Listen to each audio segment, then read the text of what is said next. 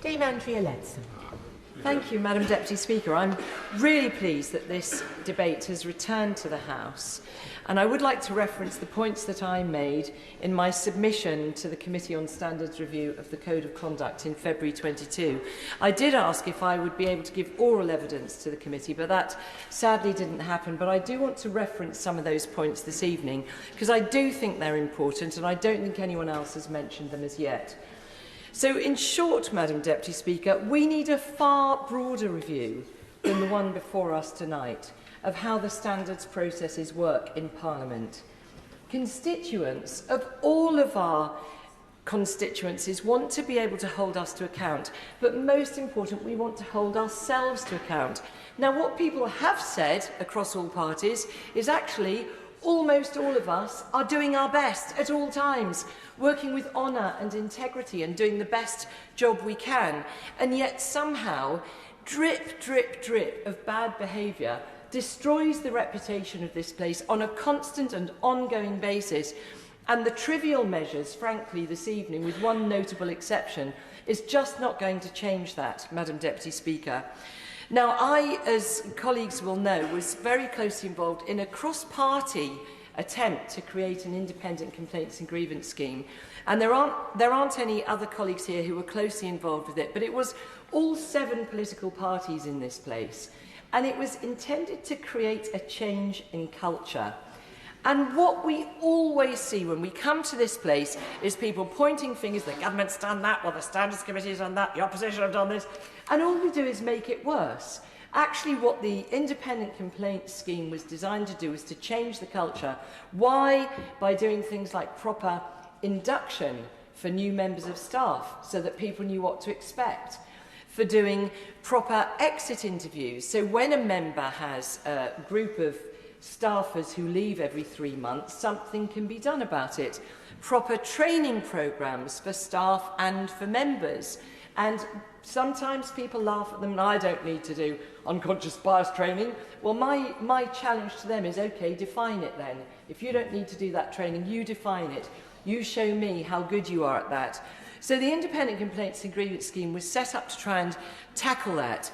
And yet now what we have is a complaint scheme that has sucked in every single so-and-so won't let me go for lunch on time, my holiday was cancelled, things that have nothing to do with the serious challenges. And yet what those more trivial, frankly, workplace grievances do is to overload the system so that when there is a serious complaint, something of serious bullying or sexual harassment or even worse, there isn't the time. The system's too slow. It doesn't deliver either the confidentiality it was supposed to deliver, nor does it deliver the speed of justice.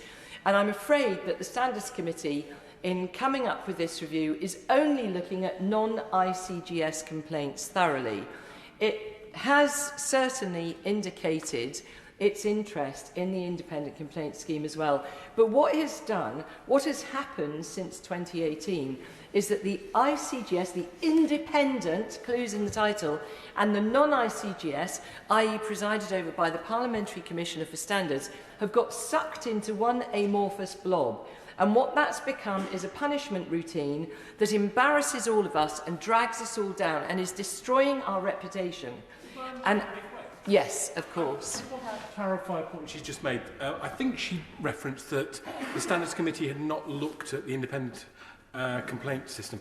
That's because I think she knows that the Standards Committee have no remit to look at the Independent Complaints Commission. I just wanted to clarify that point with her. Well, in fact, as a matter of fact, the Standards Committee can look at what it wants. I mean, it was not established to look at the independent complaints and grievance schemes, but in a sense, my honourable friend makes my point for me. The fact that the Standards Committee is looking at how we improve the conduct and the reputation of Parliament without looking at the independent complaints and grievance scheme is a complete nonsense. And that is the whole thesis of my remarks this evening, is that we need a much broader review.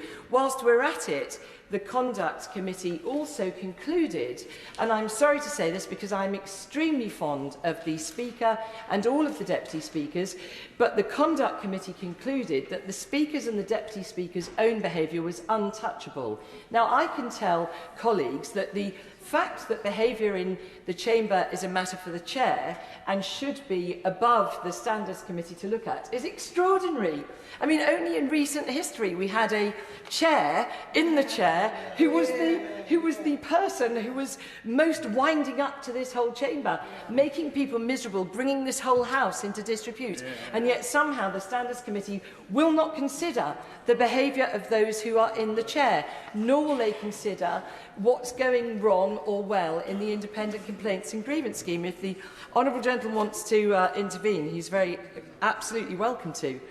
But nevertheless, just to carry on, now, under the Independent Complaints and Grievance Scheme, somehow the Parliamentary Commissioner for Standards now has some sort of authority over that. It was intended that the investigation would be carried out independently and confidentially, but what we're finding is that investigations are now being presided over by the PCS, who is requiring people to stand in this chamber and apologise, outside of the whole remit of the Independent Complaints and Grievance Scheme.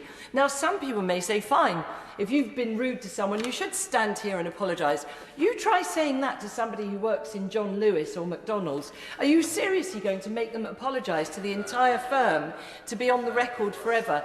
There are serious issues about the mental health of MPs and the way in which we behave in this place, the way in which we protect colleagues from the problems that occur and that bring us all down. The number of people who say to me they are sick and tired of the fact that we are all tarred with the same brush. And it's very easy to be tribal about this and say it's you. No, it's not, it's you. But actually it's all of us. We're all held in incredibly low esteem, and it's because we've not sorted this out. And whilst I'm on the subject of big subjects, it actually, in my opinion, and open to discussion and challenge, anyone want to intervene? It's all about the House of Commons Commission. Talk about a totally opaque organisation that is chaired by the Speaker and that has appointments, and it is just extraordinary. It's not accountable. It makes financial decisions with very little transparency whatsoever, and ultimately all of the authority in this place to establish committees, to appoint committees and so on, comes from that House of Commons Commission.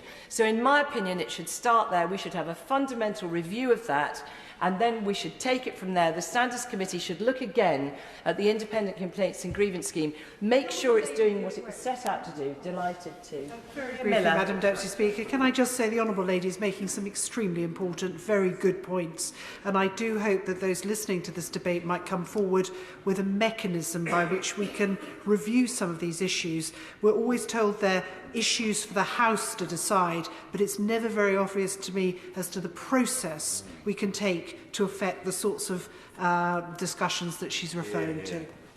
Well, slightly tongue-in-cheek, Madam Deputy Speaker, that of course was the point of the amendment last year, but nevertheless that didn't happen in that debate on standards. But it does seem to me that we need something like the Straw Commission back in the day that actually reviewed how the processes of this House work much more fundamentally than this review shows this evening. The one area that I really genuinely think has been brilliant is that new appeals process. That was essential and has been a long time in coming, and I do hope that actually will get the balance right between just punishing MPs and actually trying to change the culture in this place and give people fairness. Thank you.